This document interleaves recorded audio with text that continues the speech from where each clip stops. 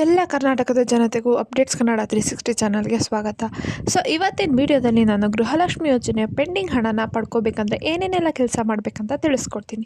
So ವಿಡಿಯೋನ start ಮಾಡೋಕ್ಕಿಂತ ಮುಂಚೆ ನೀವೇನಾದರೂ ನಮ್ಮ ಚಾನಲ್ಗೆ ಸಬ್ಸ್ಕ್ರೈಬ್ ಮಾಡ್ಕೊಂಡಿಲ್ಲ ಅಂದರೆ ದಯವಿಟ್ಟು ಚಾನಲ್ಗೆ ಸಬ್ಸ್ಕ್ರೈಬ್ನ ಮಾಡ್ಕೊಳ್ಳಿ. ಹಾಗೆ ವಿಡಿಯೋನ ಆದಷ್ಟು ಶೇರ್ ಮಾಡಿ, ವಿಡಿಯೋಗೆ ಲೈಕ್ ಕೊಟ್ಬಿಟ್ಟು ವಿಡಿಯೋನ ನೋಡಿ. ಈಗ ಆಲ್ರೆಡಿ 5ನೇ ಕಂತಿನ ಹಣ ಕೂಡ ಮಹಿಳೆಯರ ಖಾತೆಗೆ ಸೇರಿದೆ. ಇನ್ನೇನು 6ನೇ ಕಂತಿನ ಹಣ ಕೂಡ ಬಿಡುಗಡೆಯಲ್ಲಿ. ಅದರನ್ನು ಕೂಡ ಕೆಲವಷ್ಟು ಮಹಿಳೆಯರಿಗೆ ಇನ್ನು 1 ಕಂತಿನ ಹಣ ಕೂಡ ಬಂದಿಲ್ಲ.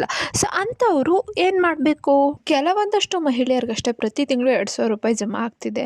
ಆದರೆ ಕೆಲವಷ್ಟು ಮಹಿಳೆಯರಿಗೆ ಇನ್ನು 1 ಕಂತಿನ ಹಣನೂ ಬಂದಿಲ್ಲ. ಸೊ ಇದಕ್ಕೆಲ್ಲ ಮುಖ್ಯ ಕಾರಣ ಅಂದರೆ ಸರ್ಕಾರ ತಿಳಿಸಿರುವಂತೆ ಖಾತೆಯಲ್ಲಿ ಆಗಬೇಕಾಗಿರೋ ಬದಲಾವಣೆಯನ್ನು ಮಹಿಳೆಯರು ಮಾಡ್ಕೊಂಡಿಲ್ಲ. ಸೊ ಅದಕ್ಕಾಗಿ ನಿಮಗೆ ಯಾವ ಕಂತಿನ ಹಣನೂ ಕೂಡ ಇಲ್ಲಿವರೆಗೂ ನಿಮ್ಮ ಖಾತೆಗೆ ಜಮಾ ಆಗಿಲ್ಲ. ಸೊ ಸರ್ಕಾರ ಈಗಾಗಲೇ ತಿಳಿಸಿರುವಂತೆ ರೇಷನ್ ಕಾರ್ಡು ಮಹಿಳೆಯರ ಹೆಸರಲ್ಲೇ ಇರಬೇಕು.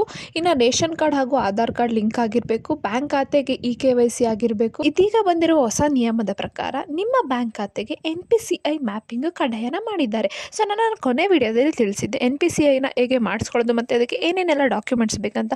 ಸೊ ಯಾರ್ಯಾರೆಲ್ಲ ಇನ್ನು ವಿಡಿಯೋ ನೋಡಿಲ್ಲ ದಯವಿಟ್ಟು ವಿಡಿಯೋನ ನೋಡಿಬಿಟ್ಟು ಬೇಗ NPCIನ ಮಾಡಿಸ್ಕೊಳ್ಳಿ. ಇಷ್ಟೆಲ್ಲ ಮಾಡಿಸ್ಕೊಂಡ್ರೆ ಅಷ್ಟೇ ನಿಮಗೆ ಗೃಹಲಕ್ಷ್ಮಿ ಯೋಜನೆಯ ಹಣ ಪಡ್ಕೊಳ್ಳಲು ಸಾಧ್ಯ ಆಗುತ್ತೆ. ಸೊ ಆದರೆ ಇಷ್ಟು ಚೇಂಜಸ್ನ ಮಹಿಳೆಯರು ಮಾಡ್ಕೊಂಡಿಲ್ಲ.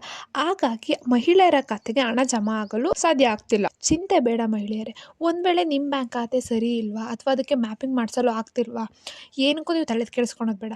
ತಕ್ಷಣವೇ ಹೋಗ್ಬಿಟ್ಟು ನೀವು ಪೋಸ್ಟ್ ಆಫೀಸಲ್ಲಿ ಒಂದು ಬ್ಯಾಂಕ್ ಅಕೌಂಟ್ನ ತೆರೀರಿ. ನಿಮಗೆ ಈ ಅಕೌಂಟ್ಗೆ ಹಣ ಹಾಕೋಕ್ಕಾಗಿಲ್ಲ ಅಂದರೆ ನಿಮ್ಮದು ಇನ್ನೊಂದು ಅಕೌಂಟ್ ಅಂದರೆ ಪೋಸ್ಟ್ ಆಫೀಸಲ್ಲಿ ತೆಗೆದಿರೋ ಅಕೌಂಟ್ಗೆ ಅವರು ಹಣನ ಜಮಾ ಮಾಡ್ತಾರೆ. ಎರಡನೇದಾಗಿ ನೀವು ಇನ್ನೂ ಏನಾದರೂ ಗೊಂದಲದಲ್ಲೇ ಇದ್ದರೆ ನೀವು CDPO ಆಫೀಸ್ಗೆ ಹೋಗ್ಬಿಟ್ಟು ನೀವು ಅಲ್ಲಿ ಅಧಿಕಾರಿ ಬಳಿಗೆ ನಿಮ್ಮದು ಸಮಸ್ಯೆನ ಹೇಳ್ಕೊಳ್ಳಿ. ನಿಮಗೆ ಈ ಯೋಜನೆ ಇನ್ನೂ ಬಂದಿಲ್ಲ, ನಮಗೆ 1 ಕಂತಿನ ಹಣನೂ ಬಂದಿಲ್ಲ, ಯಾಕೆ ಅಂತ ನೀವು ಅವರ ಪ್ರಶ್ನೆ ಮಾಡಿ.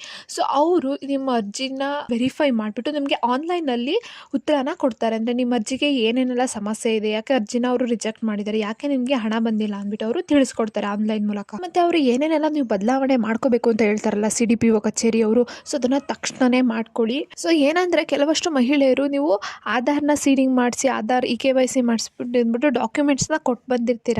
ಸೊ ಒಂದೊಂದು ಕಡೆ ಕೆಲವೊಬ್ರದ್ದು ಮಿಸ್ ಆಗಿಬಿಟ್ಟಿರುತ್ತೆ ಆಧಾರು ಮತ್ತು KYC ಆಗೋದು. ಸೊ ಅದಕ್ಕೇ ನೀವು ಡಬಲ್ ಕನ್ಫರ್ಮೇಷನ್ನ ಮಾಡ್ಕೊಳ್ಳಿ. ನಿಮ್ಮ ಬ್ಯಾಂಕ್ ಖಾತೆಗೆ KYC ಆಗಿದೆಯಾ, ಆಧಾರ್ ಅಪ್ಡೇಟ್ ಆಗಿದೆಯಾ, ಮೊಬೈಲ್ ನಂಬರ್ ಲಿಂಕ್ ಆಗಿದೆಯಾ, ನಿಮ್ಮ ಬ್ಯಾಂಕ್ ಅಕೌಂಟ್ ಆ್ಯಕ್ಟಿವ್ ಇದೆಯಾ ಅಂತ ಮತ್ತೆ ಡಬಲ್ ವೆರಿಫೈನ ಮಾಡ್ಕೊಳ್ಳಿ. ಸೊ ಇಷ್ಟೆಲ್ಲ ಆದರೆ ಅಷ್ಟೇ ನಿಮಗೆ ಗೃಹಲಕ್ಷ್ಮಿ ಯೋಜನೆ ಹಣ ಪಡ್ಕೊಳ್ಳಲು ಸಾಧ್ಯ ಆಗುತ್ತೆ. ಸೊ ಇಷ್ಟು ಹೇಳ್ತಾ ಈ ವಿಡಿಯೋ ನಿಮಗೆ ಇಷ್ಟ ಆಯಿತು ಅಂದ್ಕೊತೀನಿ. ಇಷ್ಟ ಆದರೆ ದಯವಿಟ್ಟು ಚಾನಲ್ಗೆ ಸಬ್ಸ್ಕ್ರೈಬ್ನ ಮಾಡ್ಕೊಳ್ಳಿ. ಹಾಗೆ ವಿಡಿಯೋನ ಆದಷ್ಟು ಶೇರ್ ಮಾಡಿ. ಏನೇ ಪ್ರಾಬ್ಲಮ್ ಇತ್ತಂದರೆ ಕಮೆಂಟ್ನ ಹಾಕಿ. ಧನ್ಯವಾದಗಳು.